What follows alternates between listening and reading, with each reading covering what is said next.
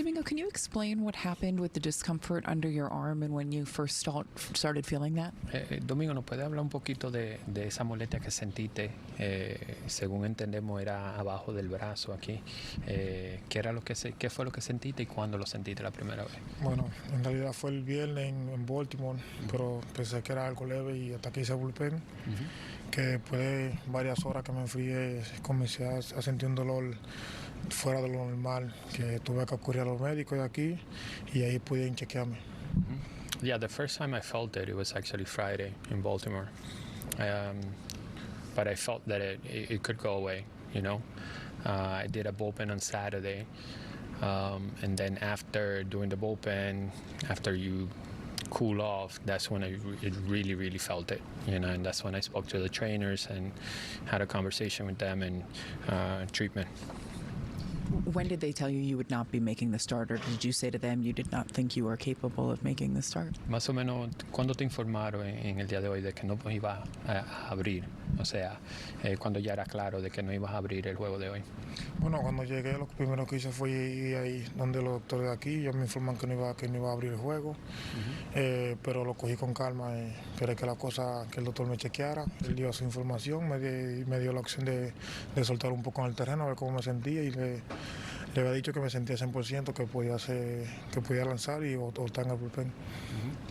Yeah, when I arrived today, first thing I did was check in with the trainers, you know, and chat with them, and that's when they told me that I was not making a start tonight, and that later on I was going to see the doctor, you know, check with him, make sure that everything felt good, and then after that, he told me I could go out and play catch.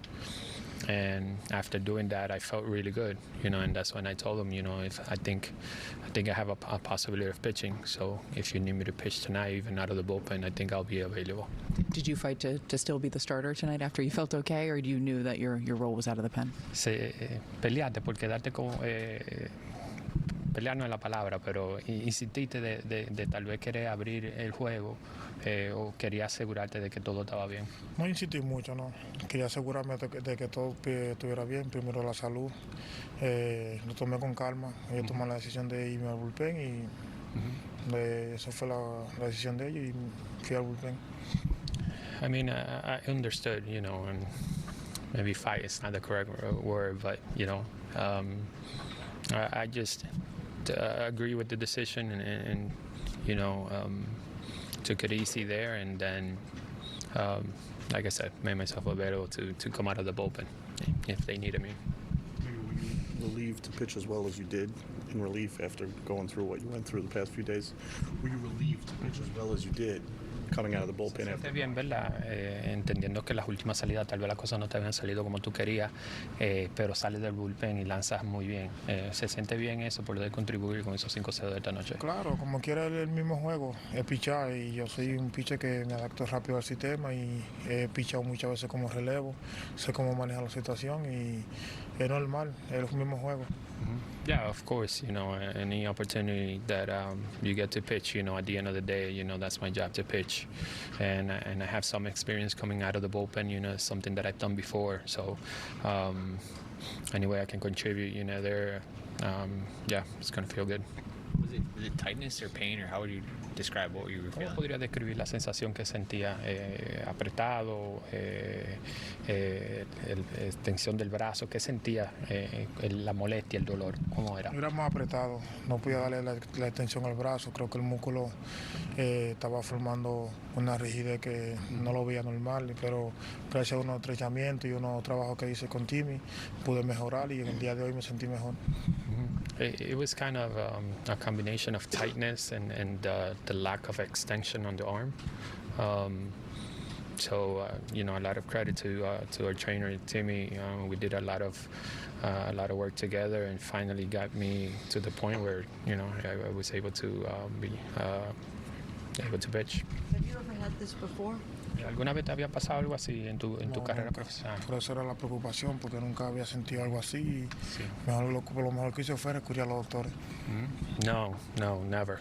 never. And that's why I was so worried about it, because it was a different kind of sensation, you know. So, and overall, when you look at everything, I think it was the best thing I did, you know, to discuss it with our trainers and follow their advice. Domingo, do you think that the injury, or whatever you would call it, is past you now? Do you think if there's any concern that it might happen again, or do you feel good? ¿Tú crees que, por ejemplo, ese problema, esa pequeña lesión, vamos a llamarlo así, ¿verdad? ¿Tú crees que ya la pasaste? ¿Tú crees que vuelva a regresar? Entendiendo de que acabas de lanzar esta noche, y ¿cómo te sientes entonces? ¿Sí? Bueno, yo me siento sumamente bien, me siento 100%, pero no hay que descuidarse. Ya pasó una vez y puede hacer que pase otra vez. Tengo que tener carta en el asunto y seguir trabajando en eso. You know, right now I feel good, you know, but I think the experience about this is that you got to keep an eye on it, you know. You got to keep working on it and make sure that it doesn't come back, you know, because I already dealt with it, and I definitely don't want it coming back. When you did get out there on the mound tonight, were you at all concerned or worried that you were going to feel ¿Te something? preocupaste un poquito en el montículo, o ya tu mente estaba laqueada en hacer el trabajo? Claro, en el primer bateador con Yandy uno se preocupa un poco, uno piensa un poco en lo malo, pero a la vez que vi que saqué el out y saqué el segundo out, ya cogí más confianza y pude librarme un poco mentalmente. Yeah, of course, you know, when you're coming back from an injury like that, you know, for when I was facing Yandy, yeah, it was in my mind. But I was able to get that first out and the second one, and then, you know, it's kind of you back to business. He did get on a good roll pitching those 5 scoreless innings, gave up just a couple hits.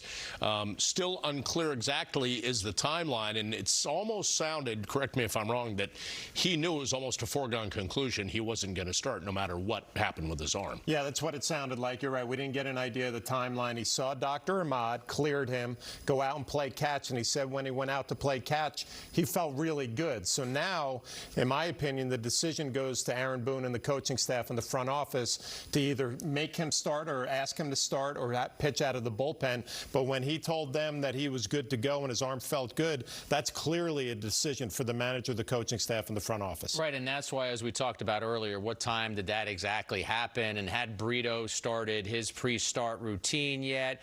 Did the Yankees think, okay, they'll have Germán in waiting and just use the both of them to piggyback each other, which ended up happening. But, of course, the problem with that is Brito was ineffective, Germán was very effective. But one point we should also make sure that we emphasize, the Yankees still only scored 1 run. So Germán was scoreless through 5. The Yankees would have needed someone, whether it was Germán and a couple of relievers, to throw 4 more scoreless if they were to win this game. But the scene of a pitcher who was supposedly not going to start, then coming out of the bullpen, it's just a strange look, something you don't see in a Major League game very often.